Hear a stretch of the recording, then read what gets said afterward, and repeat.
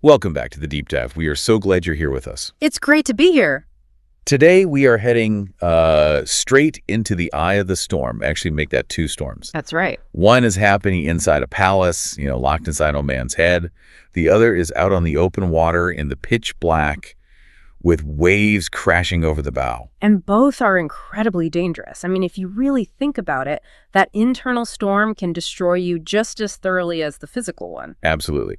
So we've got a stack of sources here drawn from the liturgical readings for January 31st, 2026. Right. Now, for context, that is the memorial of St. John Bosco. But the texts themselves, well, they take us way back. We're looking at 2 Samuel and the Gospel of Mark. Ancient monarchy and first century survival situations. Exactly. And our mission for this deep dive is really to connect these two very different narratives. On the surface, a king trying to cover up a scandal and a boat of fishermen fighting a squall. They don't seem to have much in common. Not at all. But if you look closer, they are both stories about divine authority confronting chaos. Chaos is the key word there. Whether it's the chaos of guilt eating you alive or the chaos of, nature trying to drown you. Precisely. And just a heads up for everyone listening, that first story, the King David narrative, it contains what I think is one of the most sophisticated traps in all of literary history. It's a psychological masterpiece. And the second story, it all hinges on a piece of furniture, a cushion. A cushion. We're going to talk a lot about that cushion because I think it changes the entire meaning of the scene. But, okay, let's not get ahead of ourselves. Yeah. Let's start with the trap. We're looking at 2 Samuel chapter 12. Right. So to really feel the weight of this, we have to look at the timeline. This isn't young shepherd boy David fighting Goliath. No. This is King David. He is established, powerful. He is the state. And he's just committed a massive, massive abuse of power. This is the aftermath of the Bathsheba incident. The Bathsheba incident, yes. But it's not just the adultery, it's the cover-up. He has impregnated Bathsheba, and to hide it, he's engineered the death of her husband, Uriah, on the battlefield. Which is essentially murder by proxy. Yeah. He puts Uriah on the front lines and then pulls the support back. It is cold-blooded murder. And here's the thing. David thinks he's in the clear. The husband is dead. He's married the widow. The child is on the way. The problem has been eliminated. In his mind, the file is closed. He's moved on. And that's when the prophet Nathan walks in. Now, usually when a prophet walks into the throne room after the king is messed up, everyone just braces for impact. You expect shouting, finger pointing, fire and brimstone, a big confrontation. Right. But Nathan doesn't do that. And this is the genius of the text. He knows his audience. He knows that if he attacks David directly, his defenses will go straight up. He's the king. He can justify anything, call it state security or... On royal prerogative, exactly. He could just have Nathan thrown out. So Nathan doesn't come in as a prosecutor. He comes in as a storyteller. He appeals to David's day job. David is the supreme judge of Israel. He loves solving these little legal disputes. It's where he feels competent. Precisely. So Nathan presents a case. He says, basically, Your Majesty, I have a legal situation in a certain town that needs your ruling. Okay, so set the scene for us. What's the case he presents? It's a tale of 2 men. One is wealthy, incredibly rich. The text emphasizes his flocks and herds in great numbers. So much capital he can't even count it all. Probably not. And the other man is poor. He has nothing. 0. Except for 1 small ewe lamb. And the text gets weirdly specific about this lamb, doesn't it? I mean, this isn't just livestock to the poor man. No, it's a vital detail. The text says he bought it and nourished it. It grew up right alongside his children. It ate his food, drank from his cup, and this is the real kicker, it slept in his bosom. Slept in his bosom. That implies a level of intimacy that's, well, it seemed almost excessive for a farm animal. It was a pet. Maybe even a surrogate family member? The text explicitly says it was like a daughter to him. So this lamb represents the poor man's entire emotional world. It's the only thing he loves. That's it. So we have the tycoon and the guy with his beloved pet lamb, and then there's a conflict. Okay. A traveler visits the rich man. Now, in the ancient Near East, hospitality is a sacred duty. It's not optional. You have to feed your guest. Right. But the rich man looks at his thousands of sheep and thinks, I'm not touching my capital. I'm not decreasing my net worth for this guy. He's just stingy. Oh, I think I know where this is going, and I honestly hate it. It's brutal. He goes across town, walks into the poor man's house, takes that one little ewe lamb, the one that eats from his cup, and he slaughters it, serves it to his guests. That is just visceral. It's not just theft, it's cruelty, a total lack of empathy. It's bullying in its purest form. Wow. And that is exactly what Nathan wanted David to feel. He bypassed David's logic, went straight for his emotions, and it worked. The text says David's anger flared greatly. He loses his royal composure. Completely, he shouts, "As the Lord lives, the man who has done this merits death." Wait, hold on a second. Death? For stealing his sheep? That seems like a massive overreaction, legally speaking. It is. Under Levitical law, sheep theft requires fourfold restitution. You pay back 4 sheep for the one you stole. It's a heavy fine, but it's not a capital crime. But David is so morally outraged. So blinded by his own sense of justice that he calls for the death penalty first. Then he remembers the law and adds that the guy should pay fourfold because he had no pity. That's just tragic irony, isn't it? Yeah. He's furious about a stolen sheep, but he's totally fine with the fact that he stole a man's wife and took his life. It's classic psychological projection. We often hate the sins in others that we're secretly harboring ourselves. David is projecting all his suppressed guilt onto this fictional rich man. No pity. Yeah. That's the trigger. David prides himself on being a shepherd king who cares about the little guy. Exactly. And once David has pronounced the verdict, death and restitution, the trap snaps shut. Nathan drops the pretense. He looks the king in the eye and delivers 4 words in Hebrew, atahash. You are the man. The silence must have been devastating. It's the ultimate gotcha moment. David has just judged himself. He can't walk it back. He can't make excuses. He declared out of his own mouth that this behavior merits death. Yeah. So Nathan strips away the fiction.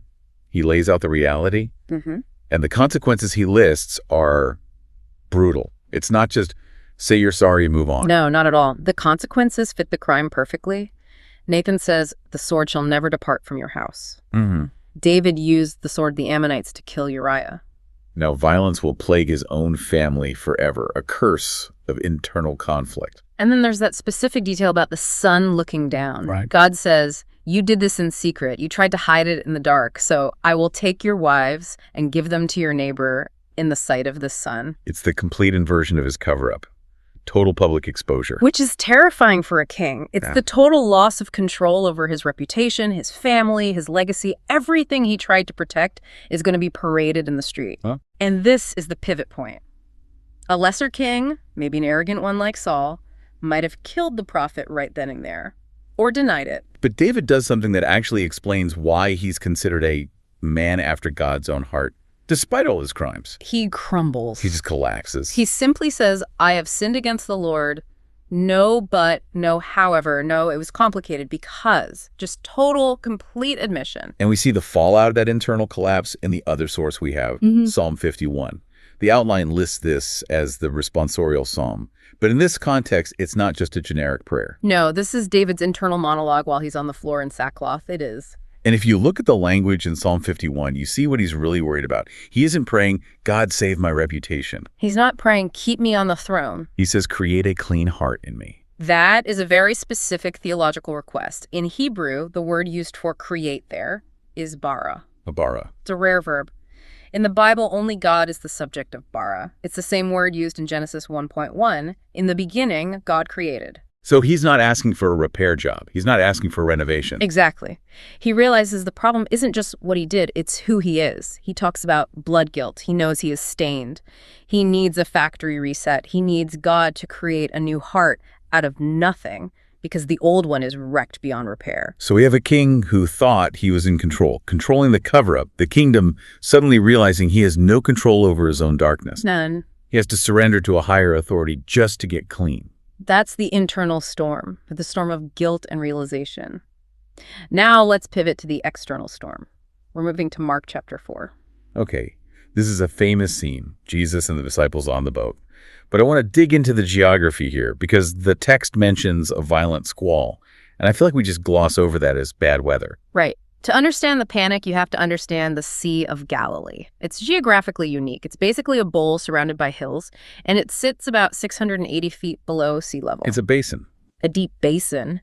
So when cool air comes over those hills from the Mediterranean and hits the warm, humid air in the basin, you get what are called katabatic winds. Katabatic winds. Gravity winds. They just drop down the slopes like an avalanche of air.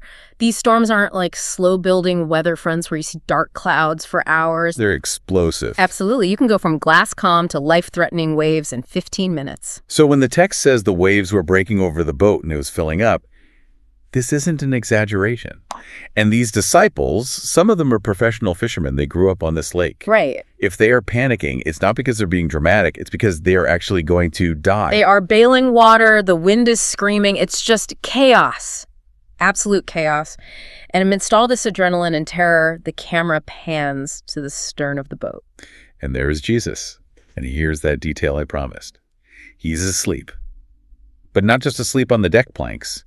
The text says he was on the cushion. That definite article, the cushion, is fascinating to scholars. It implies a specific piece of equipment, likely the helmsman's seat or maybe a leather cushion kept for honored guests. Why does that matter so much? Well, first, it shows his humanity. He's exhausted. The text says they took him just as he was. He's tired from preaching all day, but symbolically, it's huge. Okay. In ancient Near Eastern mythology, the sea, the deep water, was always the symbol of chaos and evil, the monster, often called Yam. And here is Jesus, literally using the chaos monster as a mattress. That's it. He isn't just surviving the storm, he is resting in it. It demonstrates a complete lack of fear. It implies dominion. It's a visual statement that says, this chaos is so insignificant to me, I can use it as a pillow. But the disciples, they don't see dominion. They see negligence. I love how blunt they are. They wake him up and just say, "Teacher, do you not care that we are perishing?" It's the universal cry of suffering, isn't it? God, everything is falling apart. Are you asleep? Do you not care? They interpret his silence as indifference. Mm-hmm. They think because he isn't panicking, he isn't paying attention. I think we've all been there. For sure. So he wakes up and he doesn't grab a bucket. He doesn't help with the sails. No. He treats the storm like it's an unruly child or a demon. He speaks to it directly. He says, quiet, be still. And the reaction is instantaneous. The text says the wind ceased and there was great calm. And again, if we look at the physics, that's impossible. Right, the water still has momentum. The waves should keep churning and rolling for hours until the energy dissipates. But this is instant glass. That whiplash must have been terrifying in its own way. 1 second you can't hear yourself think, the next you can hear a pin drop. And in that silence, Jesus turns the table. He asks them 2 questions. Why are you terrified? Do you not yet have faith? That feels like a tough standard. I mean, the boat was sinking. Fear seems like the appropriate biological response to drowning. It does. But Jesus is pointing to something deeper. He's contrasting terror with faith. The Greek word for terrified here isn't just scared or startled. It implies a cowardly, paralyzing fear. He's asking, after everything you've seen me do you still think I'm subject to the weather? Or do you trust that I am the authority here? And that links us right back to David, doesn't it? It does. Both stories are about the illusion of control and the reality of divine authority. Break that down for us. David thought he could control his sin. He thought he could manipulate all the pieces, Bathsheba, Uriah, the army, to keep his life in order. But he couldn't. The moral rot was too deep. Exactly. He needed God's word through Nathan to break that illusion and expose the truth. And the disciples thought they could navigate the boat. They relied on their skills, their ropes, their buckets. But the scrim was just too big. They needed God's word through Jesus to break the chaos and bring peace. So in both cases, the human characters hit a wall. A moral wall for David, a physical wall for the disciples, and the only way through is surrender. David has to surrender his pride and admit, I have sinned. The disciples have to surrender their panic and realize who is in the boat with them. It's a shift from, I can fix this, to only you can fix this. That's the key insight. The deep dive here is that divine authority isn't just about God showing off power. It's about restoring order. Right. David's life was in chaos. God restored order through forgiveness, even with those painful consequences. The sea was in chaos. Jesus restored order with a command. But that restoration requires us to let go. You can't be saved if you're still insisting you're the captain. Or if you're still insisting you're the judge, in David's case, you have to step down from the throne or let go of the tiller. That brings us to the application. The source material poses a question to do something. It asks, what fear or storm in my life do I need to surrender today by choosing to trust Jesus more deeply? That's a heavy question. And it requires identifying the storm first, right? Is it a David storm, a mess of your own making, guilt, secrets, something you've tried to bury? Or is it a disciple storm? External circumstances, health issues, financial trouble that came out of nowhere like a katabatic wind. And whichever it is, the move is the same. It's not about fighting harder. It's about looking at who is in the boat or in the palace with you. And realizing that his silence doesn't mean he's absent. And his delay isn't a lack of care. Before we wrap up, I just want to go back to that cushion one last time. The cushion. We talked about it as a symbol of rest and dominion, but I think it's also a challenge to us, to the listener. Oh, so? Because if the ultimate sign of authority is the ability to rest in the middle of a crisis, then maybe that's what we are called to model too. It's easy to have faith when the sun is shining and the water is glass. But can you find the cushion when the waves are breaking over the bow? Can you find that internal stillness? Because you know who's in charge. That is the peace that surpasses understanding. It's not the absence of the storm. It's peace within the storm. It's the ability to sleep because you know the captain is awake. Something to chew on as you navigate your own squalls this week. Yeah. Whether you're dealing with a difficult coworker, a family crisis, or just the, chaos of the daily grind. Look for the calm. Yeah. And remember, you don't have to shout down the wind yourself. Thanks for diving deep with us today. We'll catch you on the next one. Take care. Find your rest, everyone. Goodbye.